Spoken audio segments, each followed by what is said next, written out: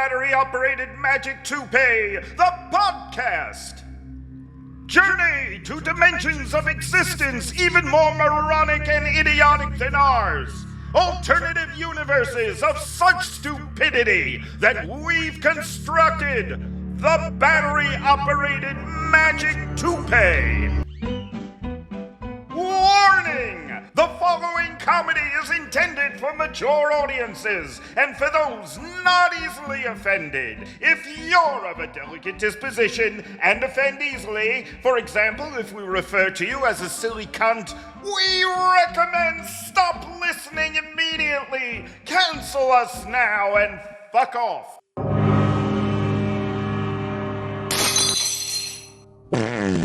The Battery Operated Magic Toupee, the podcast!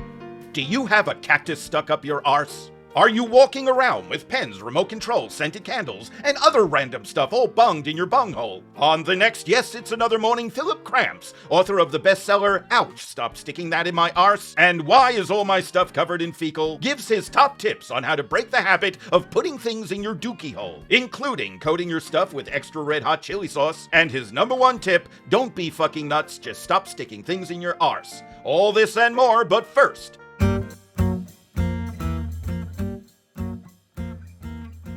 with me in the studio is director, writer, producer of the new controversial play, The Butler Who Murdered the Millionaire, Leonard Wells. I also designed the costumes and the set. And that too. Leonard, you're fresh off the failure of your last production, Bill Hovis' Story of an American Accountant, and you're back in the spotlight with this new production. What was your intention of writing? And directing, producing, and... of doing all the things you did in creating this new production? Well, my intention was to construct an intriguing, compelling, thrilling mystery that kept the audience on their feet, wondering and working through all the twists and subterfuge. Who is the murderer? So that, in the final act, when we discovered who killed the millionaire, it was a shock to everyone. But as many noted, it wasn't much of a surprise to anyone, since the title of the play is The Butler Who Murdered the Millionaire, and as it turns out, the murderer of the millionaire in The Butler Who Murdered the Millionaire was the butler. Great thriller mystery with a twist. And what was the twist? Well, the twist was the lack of a twist. Everyone was assuming there would be a twist, but we fooled them all. We fooled them all and had the butler murder the millionaire. The critic for the Times wrote The Butler Who Murdered the Millionaire was duller than dishwater. That is not exactly what he wrote. He wrote, the dishwater scene was dull.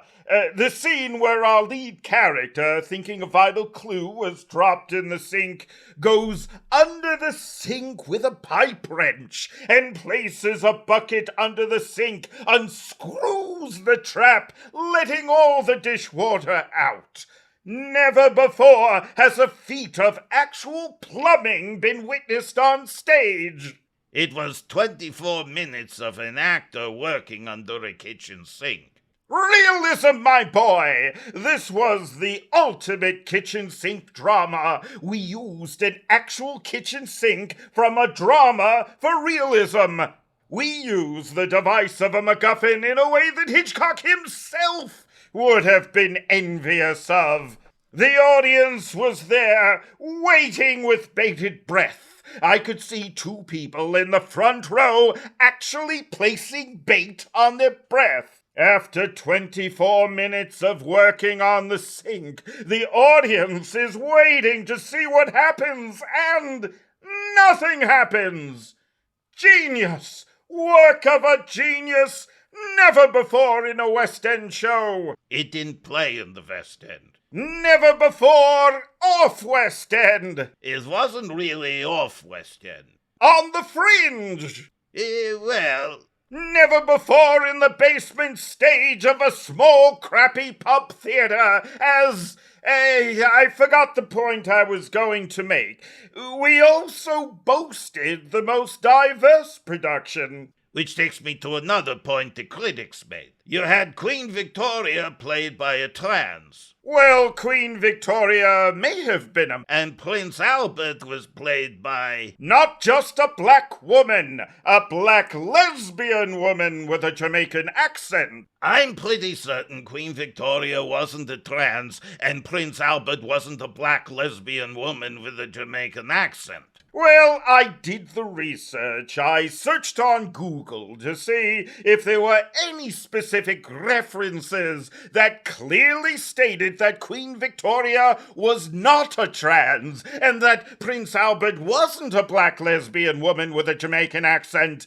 I found none, so they could have been.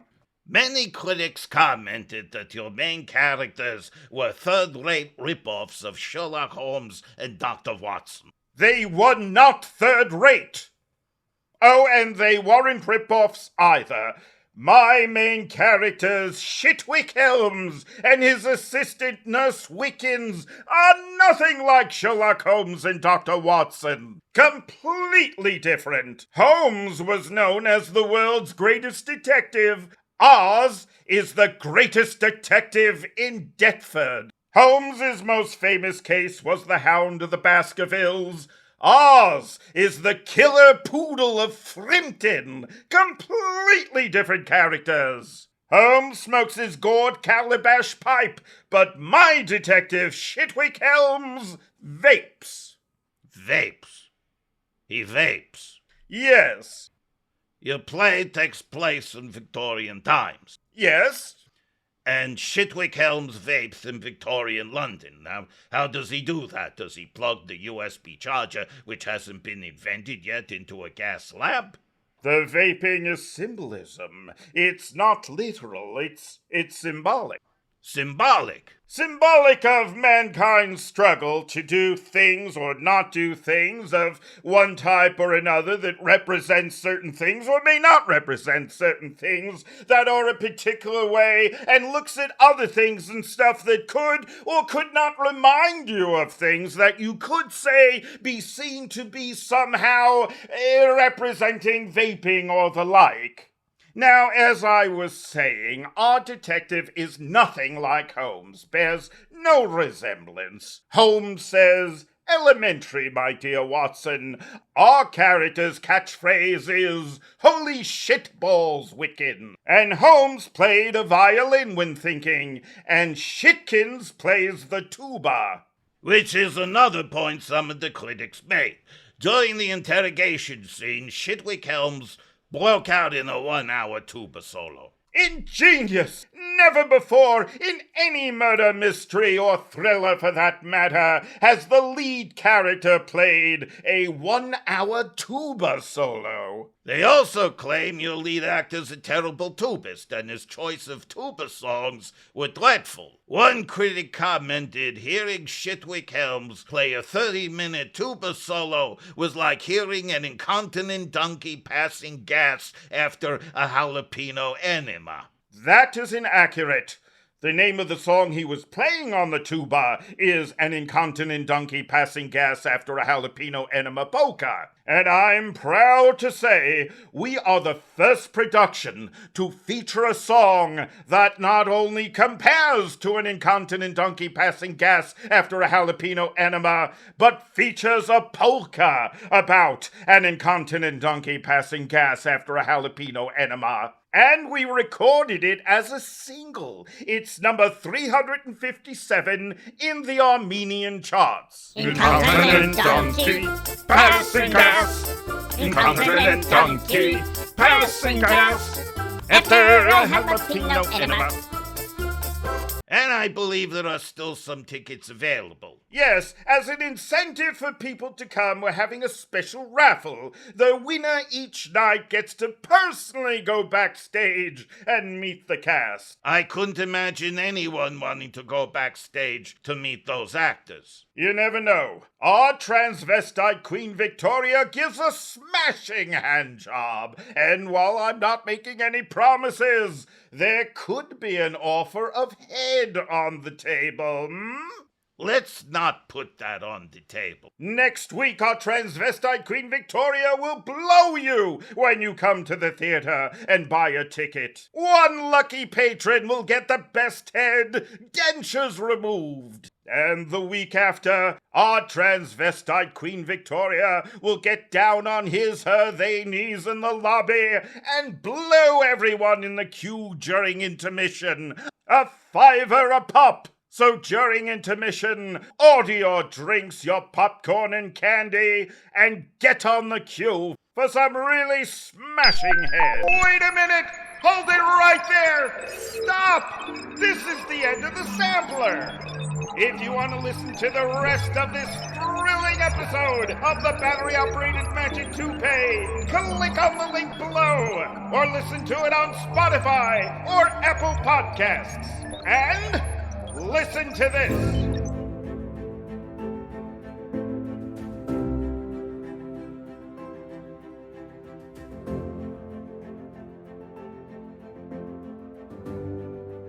As we gain a higher understanding of stupidity, we gain a deeper understanding of ourselves.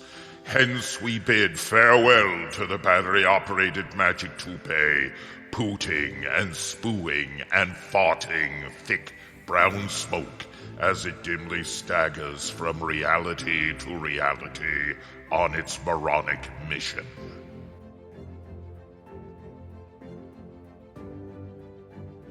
You have been listening to the Battery Operated Magic Toupee, the podcast. It was performed and was written and produced by Elliot Stein. Copyright 2024, Gargoyle Entertainment.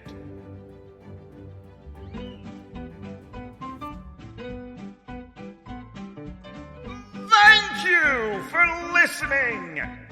That was a sample of an episode of the Battery Operated Magic Toupee, the podcast. Please click on subscribe and like and all the other cool and generous buttons that are on whatever site you just listened to this on. That helps us a lot, and we really appreciate it. What you just heard was a sample, a taster, and if you like the taste, come listen to the whole podcast on Spotify, Apple, and other cool podcast platforms. And if you really liked it, really liked it, come be a member, a paid subscriber on the Battery Operated Magic Toupee, the podcast Patreon page for the complete uncut episodes and lots of other cool shit. Each episode takes 2 solid weeks to create and lots of resources to produce. It costs money, and we rely on the generosity of our members to keep the comedy going. And you can visit our webpage at BOMT.UK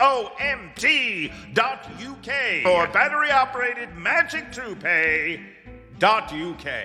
And don't forget to tune in to the next thrilling episode of the Battery Operated Magic Toupee, the podcast. Toodles!